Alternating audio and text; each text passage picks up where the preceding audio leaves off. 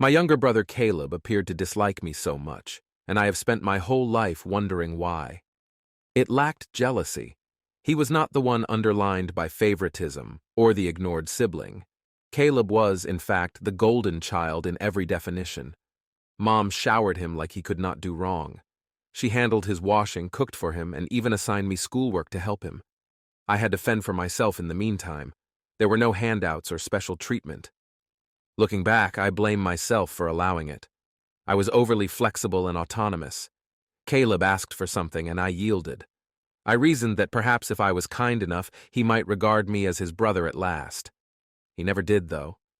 I was a shy child who preferred books to people. Caleb was loud and aggressive, exactly like Dad. He came to me only when he needed something, never out of love or even courtesy. And to be honest, Mom favored him for this reason as well. She loved Dad's toughness, and Caleb reflected that exactly. Conversely, I was simple, maybe a touch direct, and never bothered sugarcoating anything. Growing up, Caleb found every means to torture Mom. She misunderstood my honesty for rudeness, and from then on, Caleb could not do anything wrong, in her view. He teased me for wearing glasses, crept into my room to check my diary, and reported anything he found salacious to Mom. I would yell and grumble, but she would simply laugh it off, calling it brotherly bonding. Once he almost smashed my glasses, another time he put small stones into my porridge. Caleb didn't stop at little pranks. Mom brushed off my telling her, adding, "Boys will be boys." He joined in knowing I was bullied at school rather than standing up for me. He supported my bullies, calling me ugly loser and hairy monkey, and even urged them to hurt me. After another pointless conflict, one day he told me to kill myself. That cut precisely deep. Dad worked long hours and Mom always supported Caleb, so I felt totally alone. I was already battling with my mental health at the time, and hearing that from my own brother killed me. In high school, Caleb tried to burn my hair and set off a breaking point. Mom justified it when I told her, saying he was just playing. I believed nobody would ever have my back until Dad intervened at last. Should Caleb not stop his actions, he threatened to call the police on Caleb. Caleb seemed actually terrified for the first time. That was a turning point, but not a fix. Dad sat me down later and said he had waited for Caleb to grow out of it, but he now saw Caleb was simply a bully. Hearing him say that seemed like a weight had taken off. At last, I told him everything, how Caleb tortured me, how I was bullied in the classroom. Dad was startled and acted right away. He visited the principal of the school and even registered me for MMA lessons. At first, I felt ridiculous, a weak, bookish youngster learning how to fight. But he said I needed to learn to stand up for myself. Still, I put myself into it, juggling classes and workouts against my schoolwork. Gradually, I became stronger, physically and psychologically as well. Caleb took my pocket money, which was the first actual test of my newly acquired strength. After months of saving, he seemed to be acting as though it were his entitlement. I grabbed him before he could ride off with companions. I snapped something inside of me. Hard enough to knock him to the ground, I gave him a square punch in the face. Caleb screamed like a baby, but Mom went out, enraged at me. I took back my money, threw him down again, and walked away. As the bigger brother, she screamed that I should set a better example. Dad backed with me, reminding Caleb he is lucky I did not report him for theft. Caleb kept his distance after learning he couldn't harass me any longer. His resentment did not go away. Actually, it expanded. He began overtly ignoring me, not talking to me except through Mom. She always rejected me when I tried to close the distance by asking her to assist us in sorting things out. "Just let him have time," she would advise. But time did not heal anything. It seemed like liberation when I at last departed for university. Dad organized a celebration of my scholarship, and even Mom appeared pleased. Still, Caleb hardly paid me any attention. Leaving home marked the beginning of a fresh chapter in which Caleb's shadow would not linger over me. The university was freeing. I befriended people, did well in my classes, and ran upon Karen, the lady I considered to be the love of my life.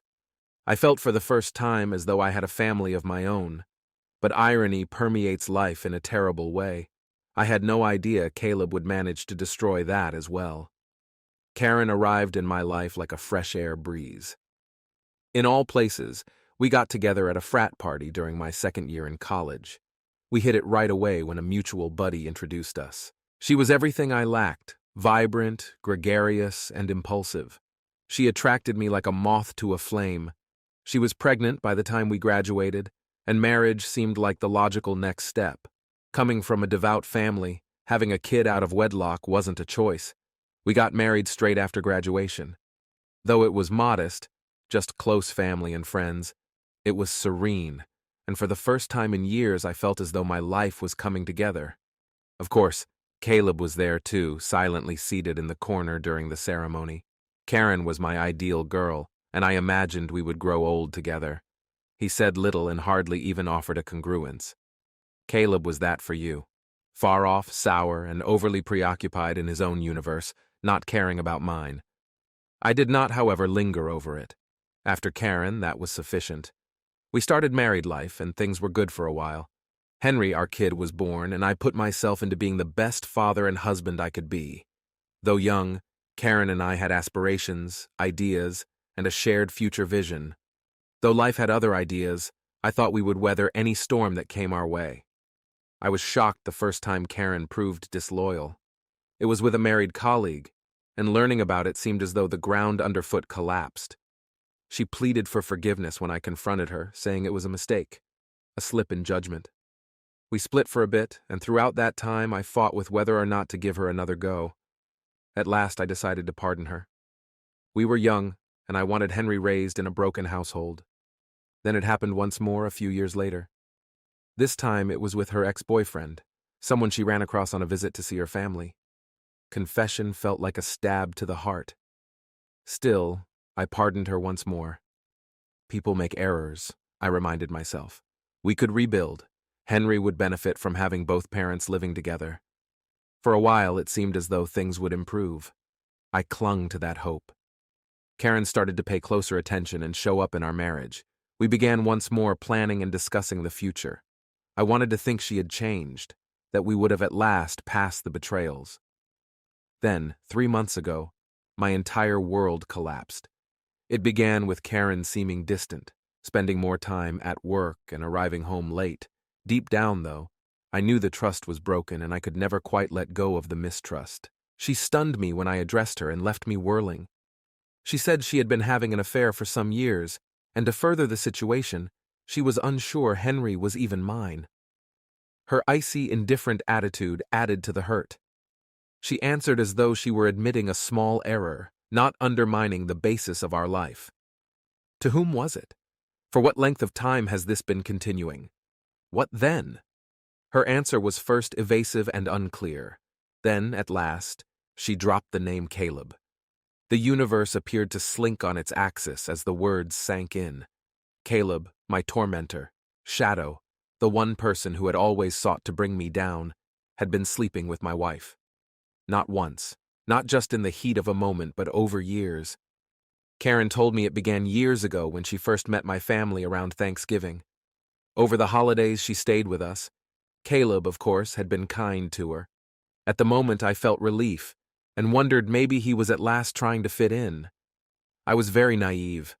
Karen told me Caleb had told her about a difficult breakup he was experiencing.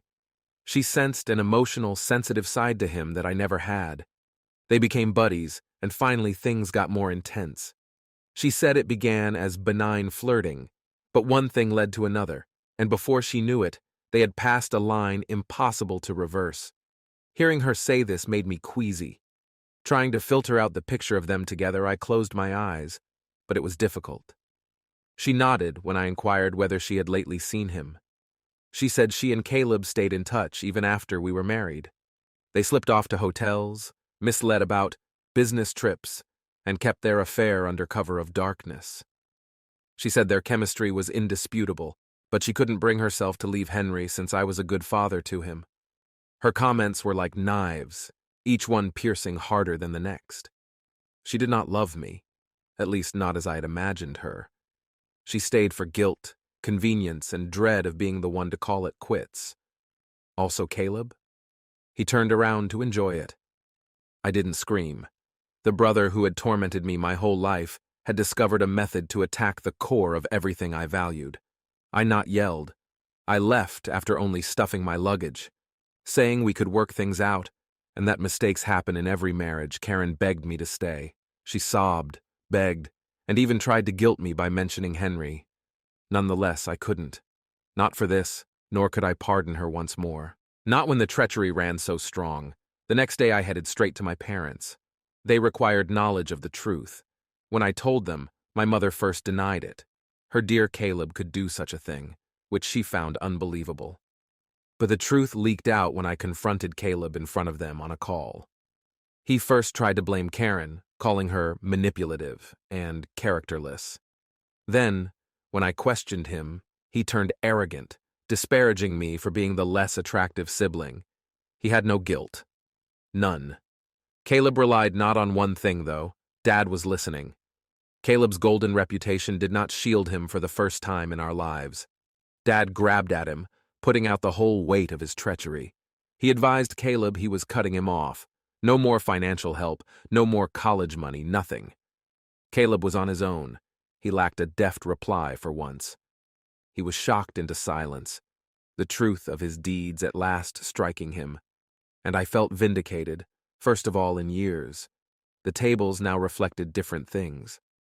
The next few weeks seemed strange, as though I was floating above the rubble of my life without a clear sense of direction. Though the truth about Karen and Caleb was out there, the damage was far from finished. My family broke even more than it did usually.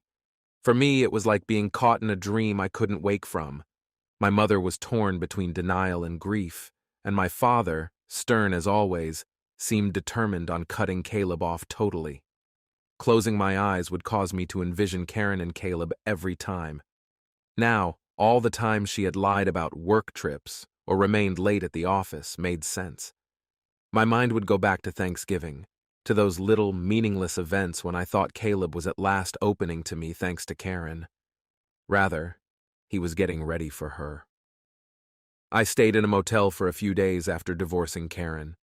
The first night was among the toughest. Try to make sense of things by staring at the ceiling. Every memory of Henry, his first steps, his first words, the evenings I stayed up with him when he was sick, came flooding back, each one now contaminated by uncertainty. The same question kept running through me. How could I not see this approaching? I saw a lawyer early the next morning. The only road forward was divorce, and I wanted it to be as quick and neat as it could be. Karen made things difficult really quickly. Her attorney battled aggressively, even attempting to get alimony given my increased income. The audacity of it all seemed quite ridiculous. But the infidelity, especially with Caleb, was a card that greatly helped me. She ultimately received nothing. One last blow I was not ready for: the paternity test. About one thing, Karen had been honest. Henry was not mine. The outcome verified it. Caleb was his father. Opening the envelope felt as though the last bit of my planet had collapsed. Not even can I adequately explain the agony. Though Henry was never really mine to start with, it was like losing him all over once more. Hoping they would somehow alter, I stared at the words on the paper, but they did not. The result of my wife and brother's treachery was the lad I had reared, the lad I had loved as my own. Karen urged me to remain in Henry's life. She argued he shouldn't be penalized for their errors, but I couldn't agree. Every time I turned to look at him, Caleb showed up. I knew that Henry was not responsible. In all of this, he was innocent. Still, I could not remove him from the suffering. I moved into a little apartment across town, a bachelor pad that seemed both freeing and hollow, telling Karen I needed space, and for the first time in her life, she seemed to comprehend that I wasn't returning. I had never really lived alone, so even if I loved the independence, the silence was intolerable. To keep my head occupied, I threw myself into projects and overtime and tried to fill the hole with activity. Therapy turned into a lifesaver. While Caleb dealt with his own reckoning, my therapist helped me sort years of anger and betrayal, not just from Karen and Caleb, but from a lifetime of being ignored and mistreated. Dad cut him off totally, as promised. Caleb was left scrounging after his tuition money vanished overnight. Desperate and furious, he contacted me once, asking to speak with our parents. He said his life was disintegrating. Karen was pressing him for child support, and he was finding it difficult to keep up with college. Though I listened to him scream and cry, I felt no pity. This was his mess. I had no intention of cleaning it. When he realized I would be helping, he snapped. "Not entirely of my fault here," he cried. "She shares exactly the same degree of responsibility as I do." "You're right," I answered, my voice cool but forceful. And for this reason, I split from her. Here, though, you are not allowed to act the victim. Caleb, you choose what to do. You now live with them. He hung up on me, but not before I started crying. I will not lie. It hurts to hear him scream like that. Caleb was still my brother for all her shortcomings. I couldn't let that influence me. Mom was always the weak link. He had burned too many bridges, and I was not ready to let him walk all over me once again. She tried to convince Dad into forgiving Caleb, as she could not stand the idea of him being totally isolated. It did not go as planned. Dad was firm, warning her that she might as well pack her bags and head off if she contacted Caleb once again. Mom said nothing at all for once. Though she knew Dad meant every word, I could see the suffering in her eyes. Regarding Caleb and Karen, they ended up together and shouldn't have shocked me, but it felt like a punch in the face. According to what I heard, Caleb worked odd jobs to pay for living and moved in with her. Henry stayed with them. I tried to persuade myself it was for the best, even though it pained to know I would never be part of his life again. In the months that followed, I began to heal. He had his parents, even if they were the two persons who had most offended me. My work turned into a source of consistency, and I even was promoted, a little triumph in otherwise turbulent times. Though the scars were still raw, therapy enabled me to handle the anger and betrayal. My connection with Dad improved as well. I stayed far from Karen and Caleb, refusing to let them pull me back into their poisonous orbit. He treated me equally, even friendly for the first time. We had never done it previously, so we started weekend golfing. Mom looked to be coming to terms with everything, even if she was still in mourning for Caleb. She apologized to me more than once. Although it didn't change the past, it seemed like a step forward. I hadn't resumed dating. It seemed hard to let someone else see me open. I needed time to rediscover who I was outside of the roles of spouse and father, and to recover. I was happy right now, concentrating on myself, reconstructing a life that had been broken, but not totally destroyed. At last, life had begun to slow down. The whirl of divorce, treachery, and Caleb's repercussions had calmed into an odd, nervous quiet. I concentrated on my career, therapy, and learning a new rhythm. Naturally, though, calm in my family never lasted long. It began with a call from Dad. After considerable thought on his will, he decided to amend something. He no longer wanted Caleb to inherit a dime after everything had gone on. "I worked too hard for what I have," he stated resolutely. "I'm not leaving it to someone who betrayed this family," I said, not shocked. Though he was a stubborn man, Dad had strong moral sense. He informed me he intended to leave everything, around $2 million in assets, to me. Included among them, the residence Mom would keep her right to dwell in the house for the rest of her life should she survive him. I told him I had nothing of trouble with that. Though everything, looking after Mom, still felt like the appropriate thing to do. I'm not sure if Caleb found out, but he did. Perhaps Mom let it slip. She harbored a soft spot for him even after all the turmoil he generated. Whichever the source, Caleb returned into my life, not in the manner he had anticipated. The first call came out of nowhere. My gut turned over at seeing his name on my phone, but curiosity won out. I responded, and for a split second, the other side was silent. I nearly smiled as Caleb's voice, faltering and frantic, emerged. "Hey, it's me." His sheer chutzpah, behaving as though we were long-lost brothers getting back in touch after years apart. "Caleb, what do you want for?" Keeping a bland tone, I asked him not to waste time. "I found out about Dad's will. Look, I've been finding it difficult. Though Karen has been hounding me about child support, college is not inexpensive." I lay back in my chair and watched the ceiling while he rambled on about his difficulties. I need help. I felt sympathy for a brief period. Caleb always turned to Mom or Dad to save him. He had never been excellent at managing difficulty, but pity was insufficient to undo what he had done. "You need help?" At last I cut him off. "You mean the same way I needed aid when you took my wife and got her pregnant?" There was a protracted stop. Caleb's voice sounded frustrated when he spoke once more. "I knew I messed up, okay? I am, however, working to do the right thing. Could not you ask Dad for me? Get him to give me still another chance." I laughed bitterly without thinking twice. "Caleb, Dad is not punishing you for one error. Years of being a selfish, entitled idiot have you under punishment. And no, I have nothing to offer you." He started to argue, but I cut him off. "You made your bed, now sleep in it." "Don't call me again," I urged strongly. "We're done." I hung up with shaking hands. Caleb had a way of drawing the past back up even if I wanted to forget it. He attempted getting back in over the next 2 weeks. Texts, calls, even once showing up at my apartment. I said nothing. I was done acting as the forgiving brother. Then, the breaking point arrived one evening when Dad called to report Caleb had shown up at their place. Tears running down his cheeks, he pleaded for pardon, begging them to take him back. Mom wavered as usual. Dad, on the other hand, was stationary. He told Caleb unequivocally that he was no longer welcome. "You think you could show up here and cry your way back in, recounting the conversation to me?"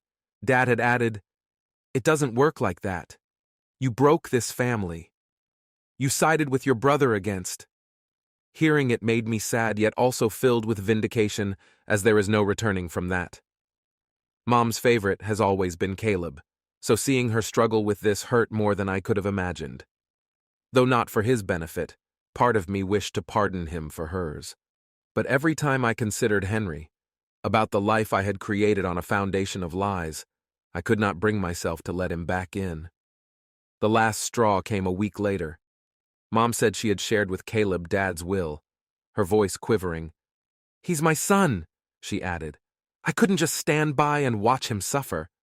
Dad, enraged, handed her an ultimatum. "We're done," he said, "if you keep talking to him."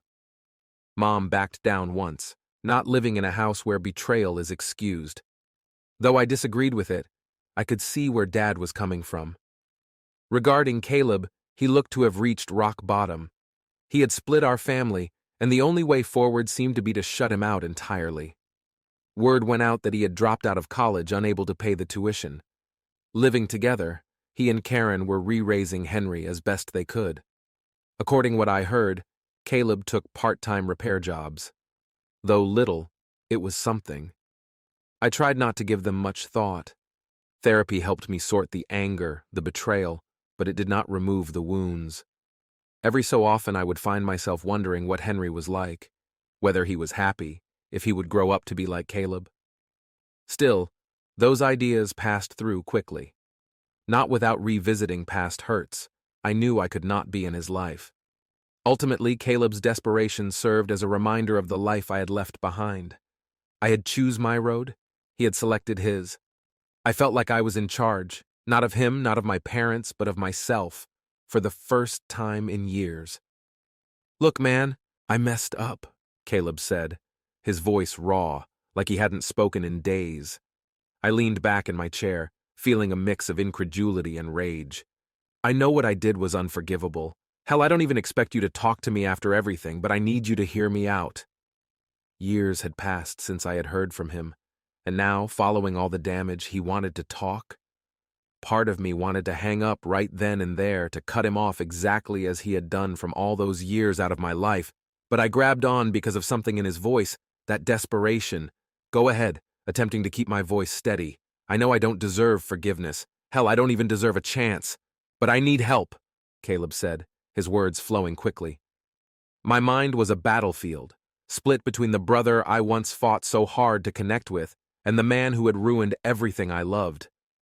For a moment, I just gazed at the phone, pondering his words.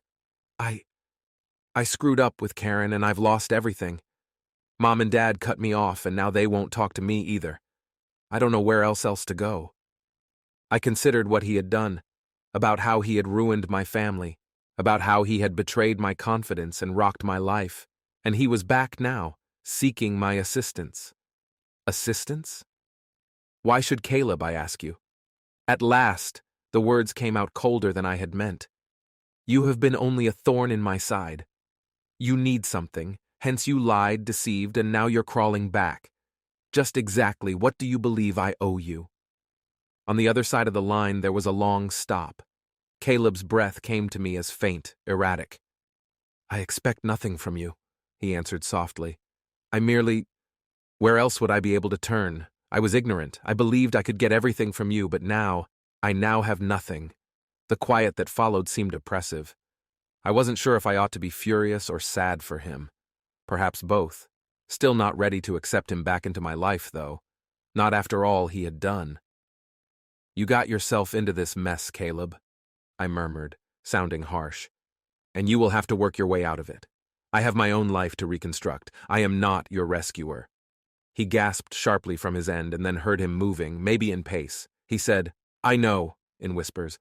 I understand. Perhaps, I simply thought, maybe. Perhaps you might assist me to correct things. I am sure I have wrecked everything, but I'm trying. I am truly trying to change. I did not respond straight away. His comments seemed hollow, yet also like a plea.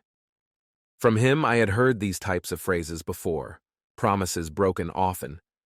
Still, his voice seemed different this time. There was neither conceit nor entitlement, just resentment. Maybe for the first time I was hearing the real Caleb, the one buried under layers of pride, envy, and hatred. Caleb, I began eventually, my voice quieter now. You have to work this out for yourself. There was a long lull on the line, and for a second I thought he might hang up. I am not your safety net anymore. Then I heard him, his voice like a whisper. I get it, he whispered. I absolutely do. I'm sorry. Then the line went silent without another word. That evening I slept hardly at all. My head was a tempest of ideas and feelings, resentment, a weird kind of grief. I had made great effort to be Caleb's friend and provide him an opportunity to be something better. Eventually, though, it was he who had to decide to change. Nobody could do that for him. 1 week later, I received a call concerning my parents. Mom had departed silently in her sleep, and Dad's heart had gone out not too long afterward. Suddenly, the fortune I had been left, the $2 million they had promised, became a weight, a reminder of all the things I had lost and all the things I still had to fight for. I wanted Caleb not to be a part of it. Still, I knew he would be back. Finalistically, he was always this. Perhaps also, just maybe, I would have to confront him once more. Still, I paid Henry first attention for now, building the life I desired with or without my brother, since some things, certain scars never heal. That does not imply you stop living, though.